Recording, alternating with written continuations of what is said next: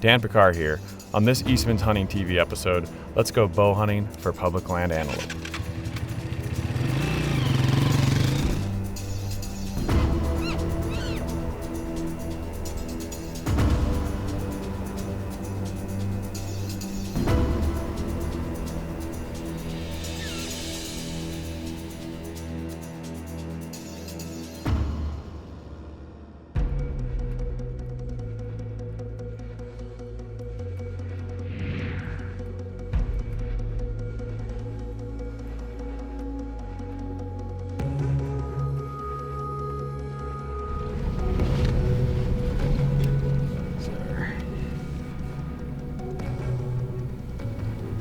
More small bucks.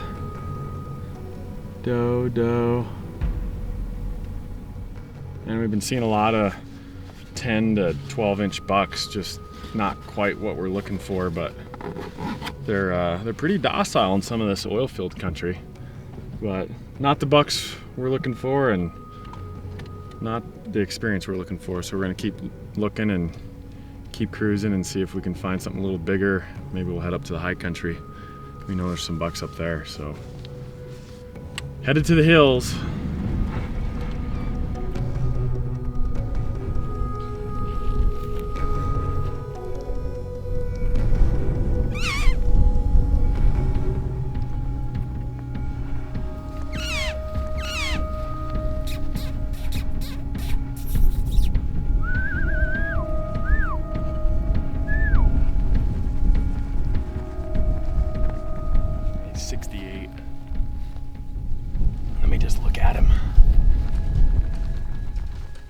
Kind of a cool buck.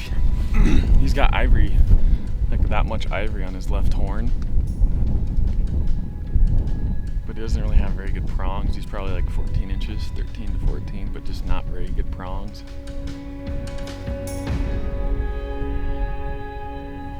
Well, we've looked over a lot of antelope and he's borderline a shooter for what's in this area.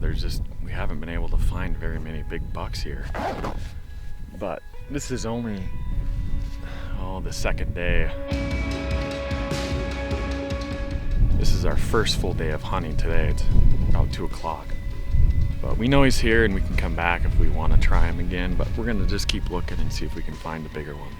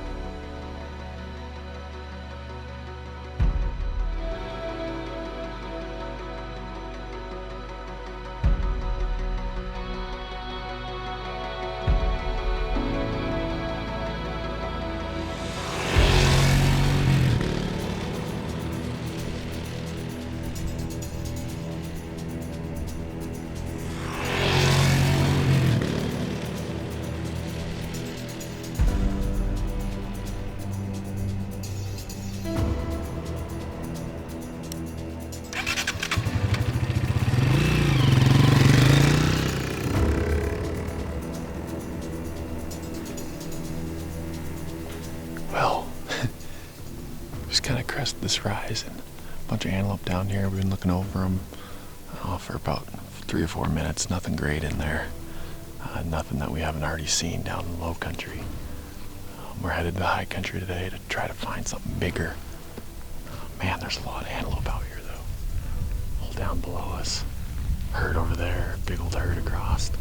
So there's definitely a lot of antelope in here, but not the ones we're looking for really. So we're gonna keep moving. Just keep covering country and see if we can find something bigger.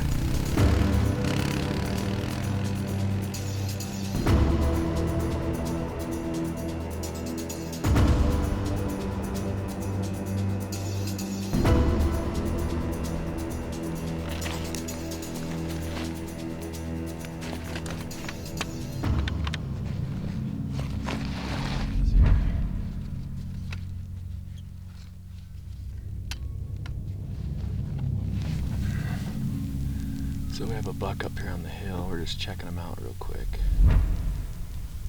See what he is. See if he's worthwhile. So what we've been doing is just covering country. We're on dirt bikes, and whether you want to use dirt bikes or four-wheelers or side-by-side, in this antelope country there's roads and BLM state, federal ground that is open to motorized use, and the antelope are all through them. So the more country that you can cover, the better odds you have at finding a big buck. I don't know if it's just an off year or the winter was rough on them, which I know it was, but we just haven't been finding very many big bucks. We're just gonna look over a couple of these here and keep moving. He's got good length. I just don't know about his prongs because he's looking straight away now.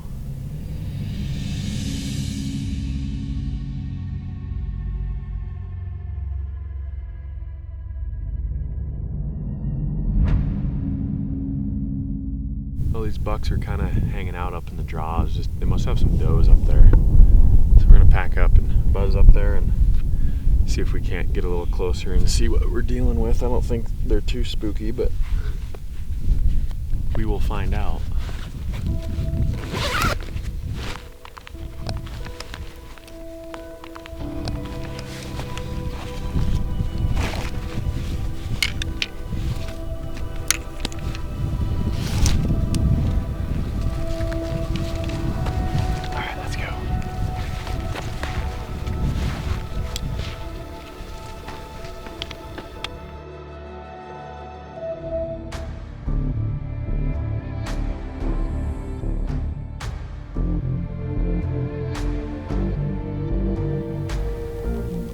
Too bad we don't have a decoy.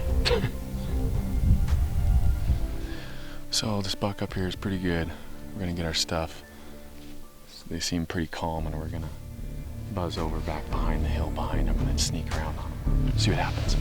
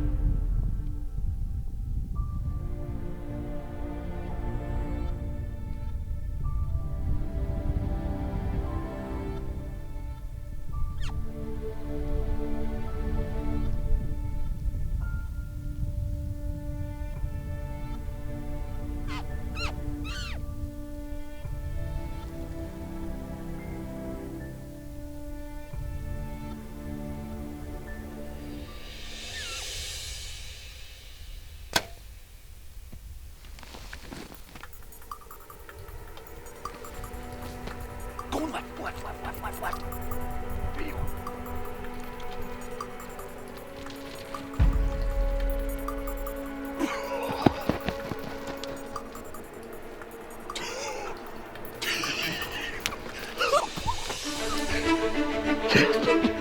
Yes! That's how you do it! Are you kidding me? Yes. He's territorial. He's got 30 does with him. And I was remembering, I think it was Gordon's video, and they were calling it an antelope back in the day. And he had one of those elk Inc. calls, and it was like, you know, the normal, you know, the antelope alarm call. But man, I swear, I was probably a kid when I was watching this, and he was going like, they came right in. They came another 30 yards in. I was just doing it, and finally he stopped, and I settled, and I felt great. It felt great, and I just touched it off. Could not see the arrow, and then you could hear like the whop. That's with those. I'm not usually a fan of just fully expandables, but check this out. I mean, I hit him dead center, a little quartering, but that is just went through him. I mean, that's a big cut diameter. I wouldn't shoot these at elk, but antelope or, you know, goats, pigs in Hawaii, I would shoot them at, but that laid him open. And he went like 100 yards and he ran to the road. How often does it happen they run to the road, Tim? That's the biggest buck we've seen in Wyoming on this hunt. We saw one other buck that's probably just as big on private, but that's how you do it, buddy. Give me some. I'm gonna go find my arrow.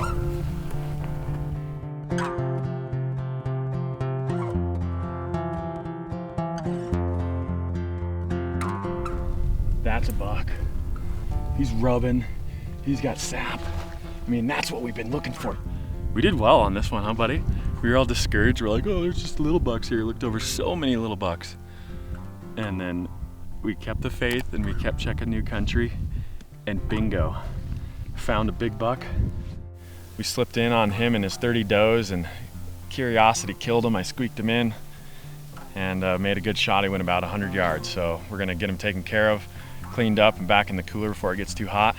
I'm just gonna do a typical quarter like you do on an elk, gutless method.